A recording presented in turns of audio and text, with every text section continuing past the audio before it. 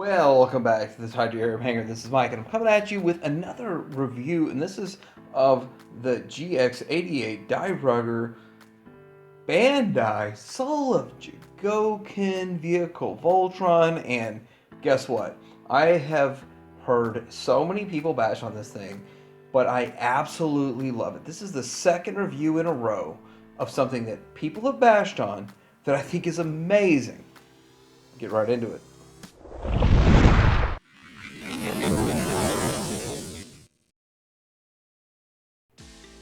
Let's go ahead and check out this land team real quick, and I'm not really sure why, but they included this thing here that flips up, which by itself does something. It's like a radar dish, and you have the hands that are on the front of it and the feet that turn into the bottom. It's really reminiscent. This is open to the back. You could actually pull these out and cover that up if you wanted to. It's not necessary for that to be open. So there's that. There's the land team. Let's move into the air team. And with this one, you see some weight. This is die cast in here. All is moving around, and there it is. I left the original propellers on there. Yeah, I left the first piece here. If you look at the bottom, you have landing gear here, can I get that to show up, and then landing gear right here. So it actually has landing gear. It doesn't really work. If you want to move this, I think you can move this around. You can remove this, move this around, and have it roll. And this tread is actually real tread. Now we're going to get into the nautical team. Wait, sea team. And this figure is pretty cool. You know what? I'm going to stop right now and say I have a link down below where you can get this thing for less, $40 less. These little pieces here, they can remove. But I don't like that. And this is foldable and stuff.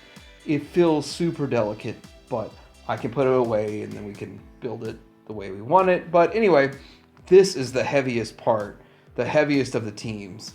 And this is where you kind of feel the quality and weight and the heft of this Bandai product. Without any further ado, let's get into building this. So we're gonna unhook this and unhook this. Now I'm gonna show you that this little piece folds in and out. So fold it down, fold this piece down. That's how you connect that. Simple and easy. These disconnect because there's like a tab here and it goes into there. I think this is the most accelerated way to do this whole thing. Let's go ahead and prep this piece for, we're going to lift that up and fold it down so it's going to be combined. And then we're going to lift this up, fold down the actual port that's going to connect. So this piece looks like it might connect. It does not. Pull that down. Boom. That's what connects. Then up here, we're going to take a nail. Everybody seems to need a spudger like they don't have nails or something. That folds up, slides down. This is super easy. So getting back to putting it together. There's like a giant hole in the back end. We're going to make that work. And we're going to set all this aside, start prepping the other pieces. The next set you would need is this nice heavy duty land piece. Now I will pull all these little pieces off, and I'm going to pause this and put these pieces away. All right, got those put away. So these are friction held. Just pull them apart, and real simple. This is a rubber tread that moves, which is great, reminiscent of the 80s. Push that down. Well, push that down. But now these come up with the little push to the back. Push in there. They pop up, or they pop down. It's real simple. And then slide this in. You have that piece created. Open this back part. Pull down the connector port, but also fold in this bottom cover piece, and you can connect it. So in order to connect this, you need to make sure that the wheels are down, which sounds simple. And then you slide it in, and then you push the wheels up. Now, if you left the wheels alone, they would roll, but anyway, it closes on its own. Once you close it, then this piece, do you see that? This black piece pops up. Let me see if I can show you that on the camera. Well, it's a stabilizer piece that'll hold it in place so you can't get it out. And it'll give you the right pivots and everything that you need. So let's do the next leg real fast. I told you I'm going to be all accelerated. Push that in at the bottom, fold this down, boom. Slide, make sure that the wheels are down on this guy. Do not scratch your paint. And then we're going to slide it in, boom. Close that piece and push up on the wheels, which will not slide. And you have that set up in the right condition. Push that down, push all that down. We're working on this. Next, we're going to connect these pieces. So if you look at your Voltron, you see this pushes in. Let's go ahead and make sure that we're in all the way. We're going to push this piece down, and we're in all the way. Same thing on the other side. We're going to push it in, but we're going to turn it around and make sure we're in all the way. Yep, it's there. We have this piece here. So fold this down and then fold it in on itself. And then the waist swivel is the bottom, and then the ab crunch is the top. Not much of an ab crunch, okay, whatever. Anyway, you can plug that in with the piece that goes like this on the bottom. It's a friction-based part, so. Now we have the C team, or air team? No, it's the air team. Let's go and close up these landing gear, close up the landing gear, makes it simple. There's landing gear in here already closed up. We're gonna pop off this piece. Be careful because in the vintage one, this one broke a lot. We're gonna reconnect it upside down.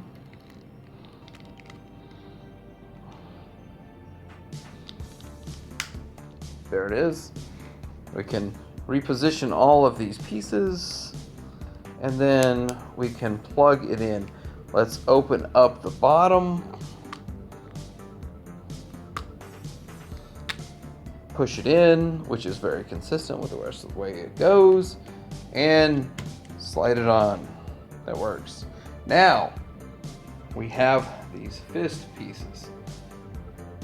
Turn the fist and push it in. Oh yeah, push it.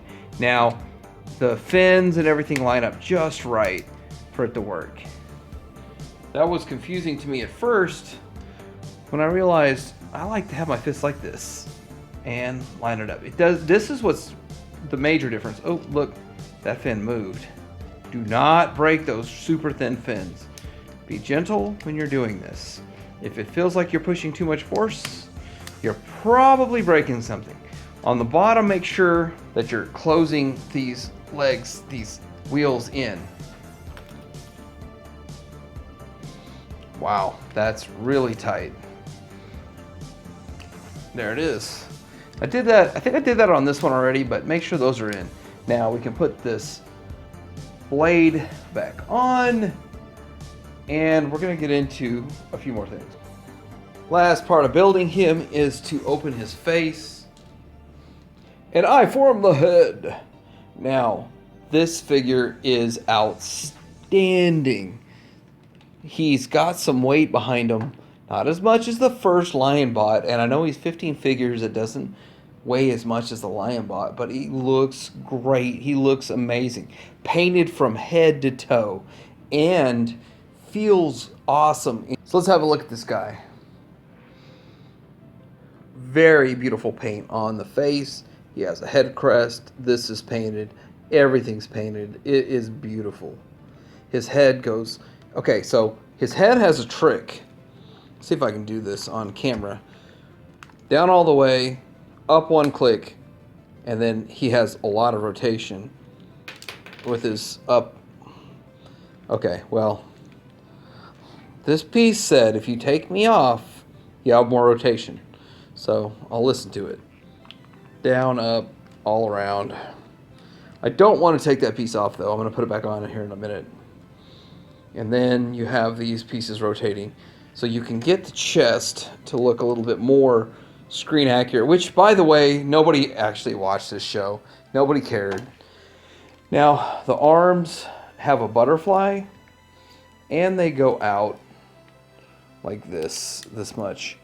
And they rotate all the way around. So we have the bicep swivel, we have the 90-degree, well, elbows less than 90.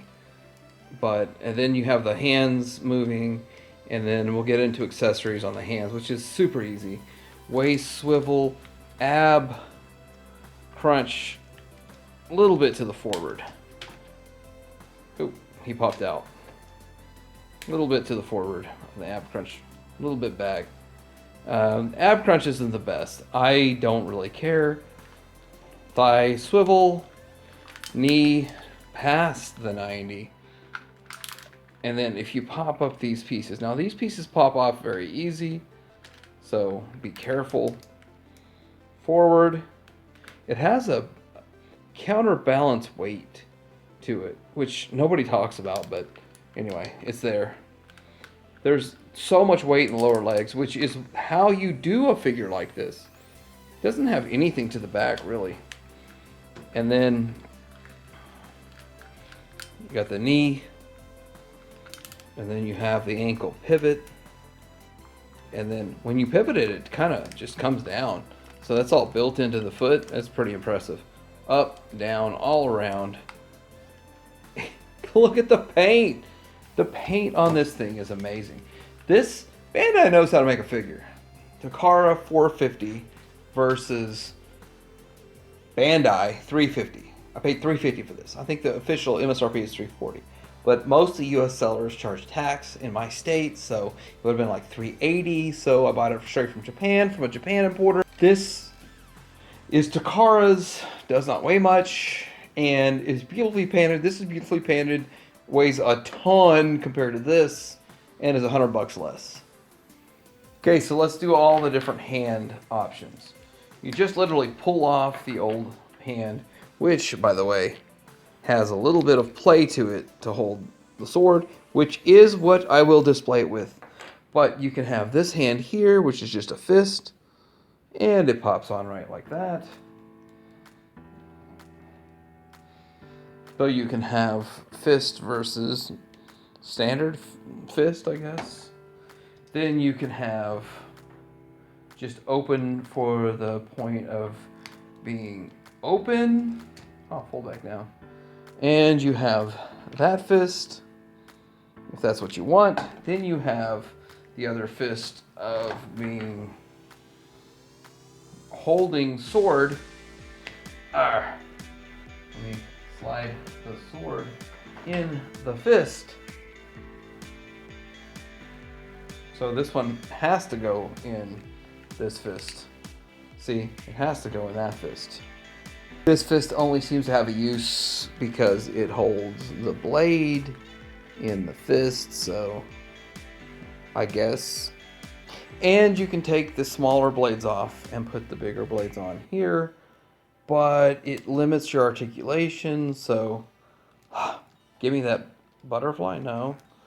Give me that extra range, no. I think this is more for individual vehicle mode than for robot mode. You also get these two other blades that can be used, all to be held or put in the arm with the hole. Doesn't really matter, however you want to do it. The blue right hand, so you can plug this in like that. and it will work in the right hand if that's something that you want to do. There it goes. If that's something you want, you can do it. He also has this weapon, which you can do a lot of opposable stuff with. Make it look like it's doing whatever. That looks limp. Don't be limp on me, bro. And we also have both these weapons. You can hold it like the sword. Whatever.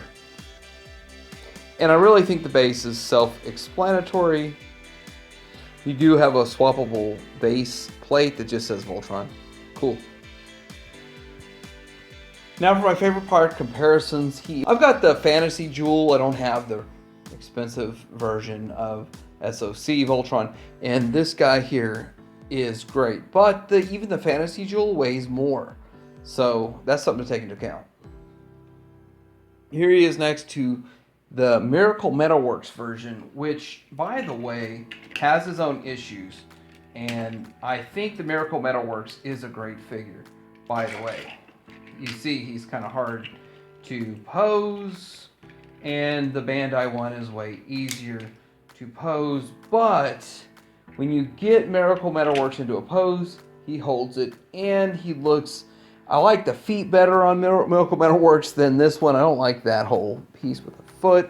I also like the paint. Miracle Metalworks is painted very well, even though I think Bandai's painted better. And the size, I just feel like Miracle Metalworks is a little bigger, and he should be bigger. And then Miracle Metalworks has this piece as a magnet. It's weird, yeah, it's a magnet. And it looks good. Here they all are from behind, and I want to point out something. You have the tracks that roll on Miracle Metalworks. You have the tracks that roll on Bandai. You have a super duper solid figure. Even with the KO Fantasy Jewel, this one is the most solid. Like, it holds together. I'm scared to repose this guy too much because I feel he'll fall down, but once you get him in a pose that doesn't fall down, he'll stay. But there's the comparison from the back, if you want to see that. I'll call this picture or this shot, everything that's old is new again. And you've got Miracle Metalworks, you've got Bandai, and you've got vintage 80s. I'm going to throw this KO in. It seems like whenever I have KO stuff and I sell it on eBay, it goes for triple what the official. Sometimes 5 times the official. I don't know why, but anyway, I've got this. This is my last KO I have left of like 5 different KOs I've sold, and they sell for ridiculous money. But I like this one because it just looks so different. So yeah, there's that. Lastly, if you're a Tuesday morning sells this vehicle Voltron for like $6, $7, $8. I don't know. But online on eBay, you occasionally find them for like 50. Yeah, it's kind of a crazy number for such a small Voltron, but it is a very good representation of the Voltron, and so yeah, I'm gonna give it to my son. So Bandai did a knockout job with this guy, even though some of the reviewers or you may not think so. I think they did an excellent job with this guy, and I don't think we're gonna see a Matty Collector version, which, by the way, we need that size version to match the Matty Collector. We need something in that big of a scale. But for this scale, for $350, it's great. What would a Matty Collector version cost? What will a KO cost? If Fantasy Jewel comes out with this, I'm buying it, by the way. But I want to wait for the box set because it's proven. Wait for the box set for the best price, for the best quality. So box set. And Fantasy Jewel has done me really good with the Tron, so I assume if they do this guy, it'll be good also. And by the way, you can get this guy right now. I'm going to link it below in Amazon. You can get it for less than I paid it if you buy the used one. I paid $350. You can get one for $311 on Amazon right now. Snatch that one up. Like, subscribe. Today we're hanging out.